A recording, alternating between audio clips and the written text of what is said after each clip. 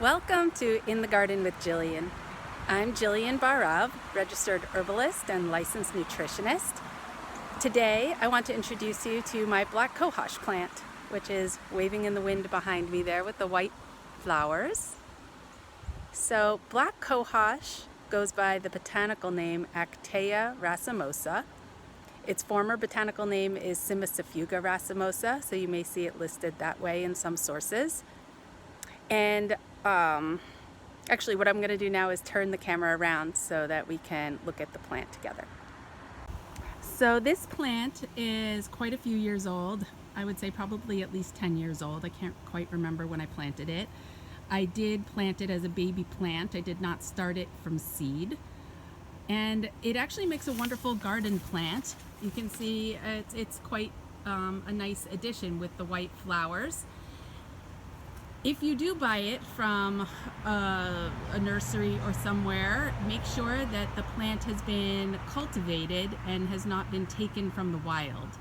This plant is under some environmental threat from overharvesting in the wild, and we want to make sure that we're doing all we can to use cultivated sources for both the plants and if you're getting medicine, you want to make sure that the medicine you're buying is labeled as organically cultivated.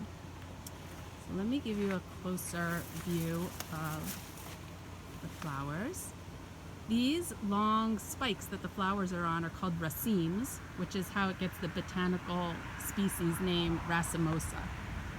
And there are other Actaea species whose leaves really look the same as Actaea racemosa.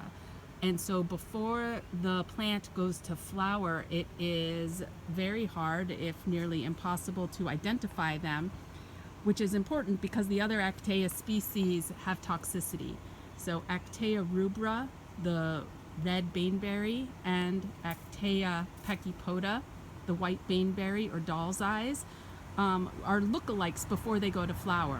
Once in flower or seed or fruit, they look quite different. But when it's just these leaves, they can really look the same. So that's important to know if you are trying to identify it in the wild. So now I want to just talk about some medicinal uses for black cohosh.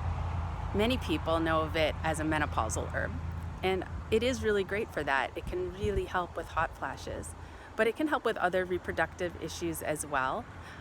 I do want to dispel any misunderstanding about it, though. It does not contain estrogen, even though it can help to modulate estrogen or the appearance of what estrogen does in the body. It has an effect on estrogen receptors, but it is not estrogenic.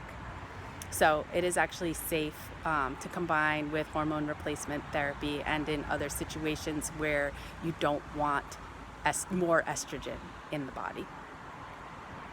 It also has a historical use for dull, achy pain anywhere in the body, as well as a use for depression. Now, I really love the fact that depression in some of the old literature is described as having black bile. This plant has the root is earthy and bitter in flavor, and that bitterness tells us that it's going to do something with the liver and the bile. And that earthy flavor tells us it's also going to be nourishing. I have a special place in my heart for black cohosh because when I first met this plant, I was walking in the woods by myself and I had never even heard of this plant, and I saw it in flower just like this, just a few plants right there on the path, and it literally took my breath away, like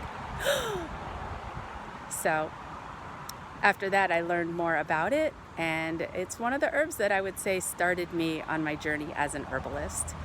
So that's what I wanted to share with you about black cohosh, and thank you for being with me. See ya.